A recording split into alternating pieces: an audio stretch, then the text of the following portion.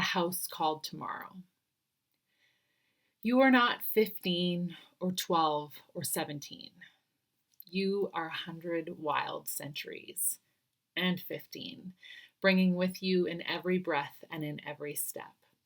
Everyone who has come before you, all the yous that you have been, the mothers of your mother, the fathers of your father. If someone in your family tree was trouble, 100 were not.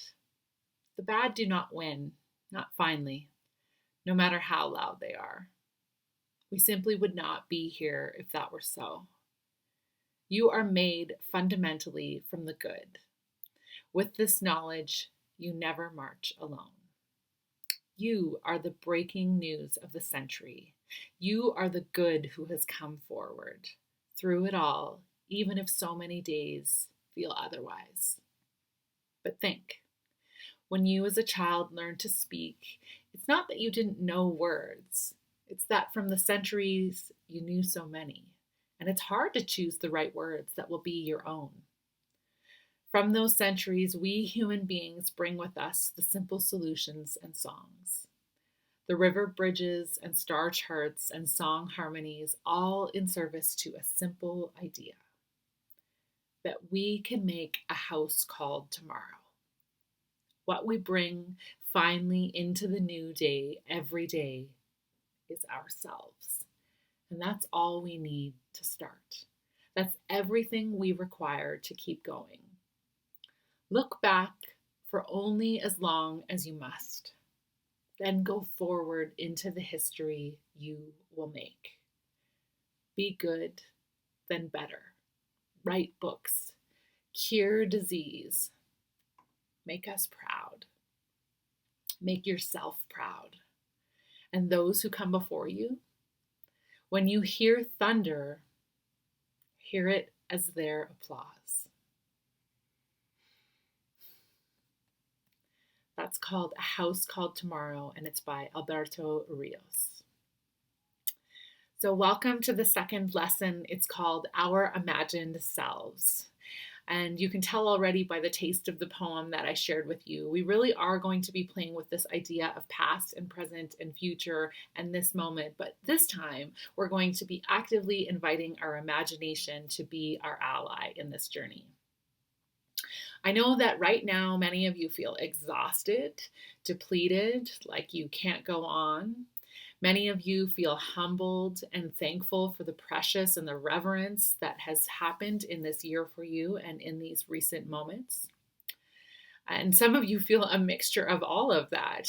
And either way, all of this big stuff, all of this kind of checking in, it really is just a sign for us that we truly are living, that we're tuned in. If you were on autopilot before, I'm going to guess that you're not right now, and that you're tuned in and that you are living the good, the bad, and the ugly. And that's where all of it happens. I love that poem. It really moves me. It's a new find for me. And I really love the notion that we're a generation and that we are linked from the past and the future. And that we have a part to play in this kind of long thread, as we talked about in the last lesson, this long thread of time. And that maybe our story, our piece, our part of it might be for something bigger, even beyond our generation, even beyond what's happening. Really helps me to think about myself as a connection to the broader world, and all of the things that I may have benefited from and the privileges I may have come from in the past, and what I will carry forward and what my legacy will be carrying forward. And when things are uncomfortable and hard and there's suffering, it also helps to have the perspective that this is a moment in time and this is part of our story, and that whatever comes out of this, whatever it might be, is going to be important in that story, right? Important in the future generations and what our contributions to the world is, whether that's through family or just our service and the way that we act and behave in this world. And of course, what all of this is unfortunately, this yucky piece that we're in is called resilience. We are in the place where we are growing, and it's uncomfortable and it's really difficult at times, but this is what resilience often feels like. So what are you learning right now in this uncomfortable, weird spot? What are you preparing for? What is your pain serving you for? Does it mean something? Of course, we don't know right now, but I'm going to guess that time will tell. Time will tell what all of this means for us and how we come out of things, and what lessons and what resilience and what growth and what things change for us. And so I would like to invite you to think about bringing your imagination to be a helper in helping you make sense and unpack and figure out all of this sort of things. Our imagination is so important. It's here to help us. It's a resource that we have within us. It's here to take us away when things become too much. Many of us have been enjoying books and film and escape kind of through imaginations, other people's imaginations, and have really found solace and wisdom in that. It also can help us give perspective. It's one of the ways where we can get out of kind of the knot of ourselves and be able to move into another place and gain perspective, whether it's our own imaginations or through the vehicle of art to other people's imaginations. When we are using our imaginations, we are resting, we are letting other parts of ourselves take over, and we are doing a whole lot of sense making. It can help us imagine new outcomes, new solutions, new ways. We have to kind of get out of this thinking kind of not part of ourselves, and we have to sometimes throw it all out and be crazy and wonderful and wild and see what can happen, so that then we can come back with the sense making and make sense of our lives and ourselves, or the solutions or the problems that we have. So today, in this lesson that we're going to do, the second one here, we're going to use our imaginations to help us to continue and process and make sense of things, and help us to understand what this all might mean for us and what this means in the grander narrative of our lives. And the process and the creative work that we're going to be doing is we're going to be writing some letters to ourselves. We're going to be giving ourselves some mail. We're going to be writing a letter to our future selves, and using our imagination to think about what information that future self of ours might need or want, or who that future self of ours might be. And then we're really going to just use the escape piece of ourselves to just kind of doodle and play and let ourselves surrender into a little imagined world. You can see I'll share more about my process later, but in mine I did some cute little mountains and some trees and stuff like that, and it was really fun just to kind of be swept away to this place. So as we always do, what I want to invite you to do is I want to invite you just to arrive to the present moment. I'm going to walk you through a guided meditation that will take us a few minutes to activate our imaginations, bring ourselves to the table, and do that work. And then when you come out of the imagination, out of your meditation and your imagination, I want you just to take a few notes, whatever feels right. If you don't feel like you need to have notes, that's okay.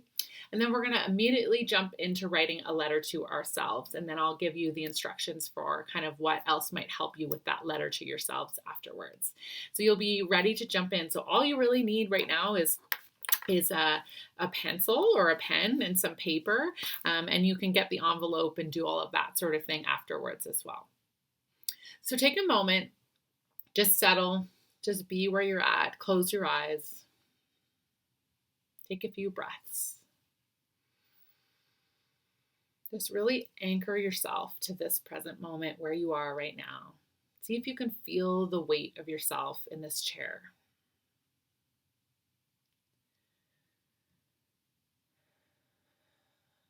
Continue to take deep breaths and just feel this moment and the next moment. And then what I want you to do is I want you to let go of this moment. And in your mind's eye, I want you to invite yourself to think that you are sometime in the future from now. Maybe it's 3 years from now. Maybe it's 5 years. Maybe it's a decade. Whatever feels right. Just think of yourself at that time. This is long gone. 2020, it's long gone.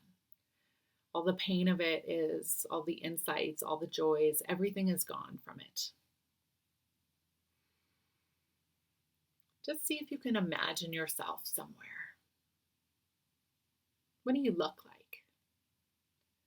Where are you? What are you doing? Do you notice anything different about yourself?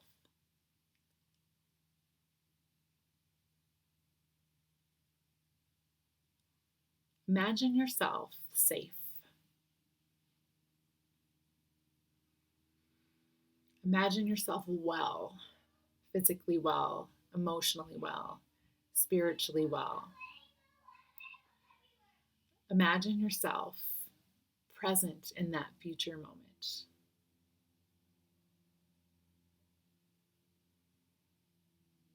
Imagine yourself still, rested,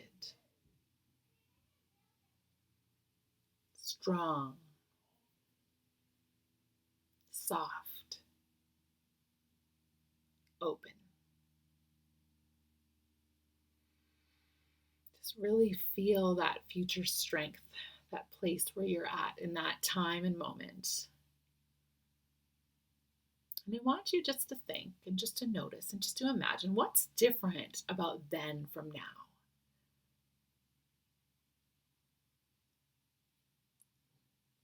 What looks different? What feels different? What in the circumstances of your life might be different? Is it the people around you? Is it something that's coming from within you? Is it where you are? Is it the energy that you put into the world? What is it about that future self that is so strong and resilient and caring and still and present and soft and strong? Maybe just let your imagination kind of take you on a bit of a journey. Walk with that part of yourselves and just journey with them for a bit. Really feel the difference.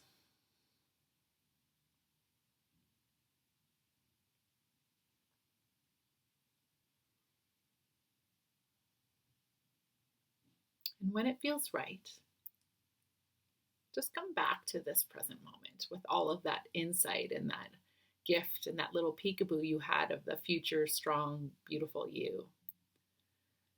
And if it feels right, you might want to just kind of jot down a few notes, write a few things out so that you capture what's there so you don't lose it.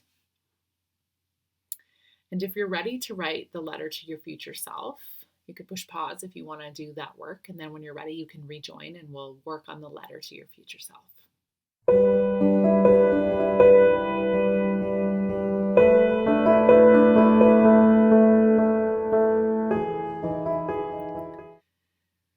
So what you're going to do is you're going to grab just any old pencil and paper and pen, whatever feels right for you. And you're going to write a letter to yourself. So for me, in my letter, I wrote, "Dear Rachel," and I imagined myself probably 3 years down the line. I didn't think too far. And what I had done before I started my letter is I thought through some of these prompts that I have provided for you. If you don't feel like you need these prompts, if you feel like that meditation was enough for you, you should just jump in and write your letter and just see what emerges. Just see what wisdom, what do you want to tell your future self about now? What do you imagine that person to be doing? What is the linkage between that time and place to now? What do you need to carry forward? It might not feel clear to you, might feel a little fuzzy about what you're writing, but I promise you, if you go into the process and trust the process, that the writing will flow and you'll find and distill some wisdom for yourself there.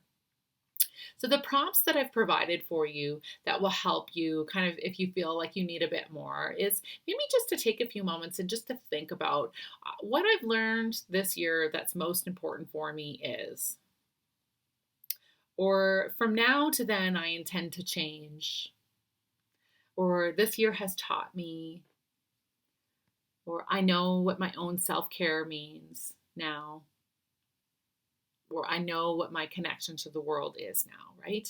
So just brainstorm, just think, just reflect on some of those questions. I did some kind of point form work when I did that. And then I went into the writing and it just flowed. And although that pre-work was really interesting and helpful for me, in the writing piece, other things emerged for me too, which was kind of interesting and fun too, because that was the cognitive part of me that was listing things out about what this year has taught me. And the writing part of me, I just kind of let flow and be a bit more free. So you're going to let it flow. You're going to let your writing go until you feel like you're complete. And when you feel like you're complete, the next thing you're going to do is you're going to get yourself an envelope. I actually just folded this envelope myself, but you're welcome to, if you've got just any regular old envelope, you can do that as well. And I want you to think about how you can address your envelope to yourself, to Sue, to Rachel, to whomever. And I wrote a few little words here of wisdom for me. It says, remember to stand still and strong like a tree to reach the highest mountains. So then I decided that I would distill and bring some mountains out of it and some trees out of it, because that really was the essence of the message that I was giving myself. It was like, wow, what a journey it is to be still in this moment, to be having to root yourself and not move and not go out and not all the busyness, and what joys can come from that. That was kind of the main essence of the wisdom that I found in my letter for myself.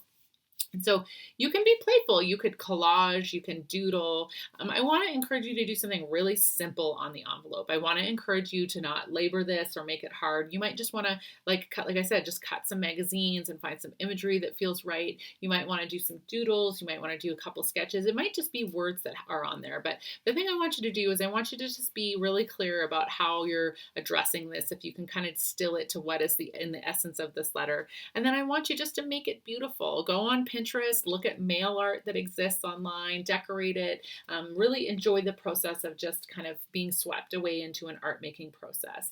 And then of course you can decide when will you open this letter? Is there a place where you can tuck this? Do you want to read it next year on New Year's? Is this something you want to read actually 3 to 5 years down the line? Do you want to give it to somebody to give back to you? It's up to you. You'll feel what's right about that. So that's the process essentially, is that you're just going to kind of use your imagination and do the writing, and then you're going to do a little decorating and do a little bit of some beautiful kind of distilling and finding some symbolism, I guess is what this would be, is finding a little bit of some imagery that symbolizes what the essence of this weighty letter is for you. And so after you've finished your letter, just think about where you're at in this process. Do you feel the need to share? Do you have a friend who you can call to talk through? Is there a loved one who you can share kind of what some of this process has offered you? You need to take care of yourself and take good care of yourself to see if something is hard for you, that you have a place to bring it. I always recommend that if you're feeling emotional or it's hard, go outside. Go for a walk, move your body, do some yoga, do some sitting, do some stretching, make more art. Just do something if you feel you're kind of left over, you've got a bit of a hangover kind of emotional process happening for yourself. Just continue to work through it and continue to make art and find somebody to talk to or a way to move your body so that you can move through and help process this work. So I look forward to seeing all of your letters and the beautiful little distilled wisdom you have on the front, and maybe how you decorate it and how beautiful it is. And if you feel like you want to share what the insight inside of it is, that's great.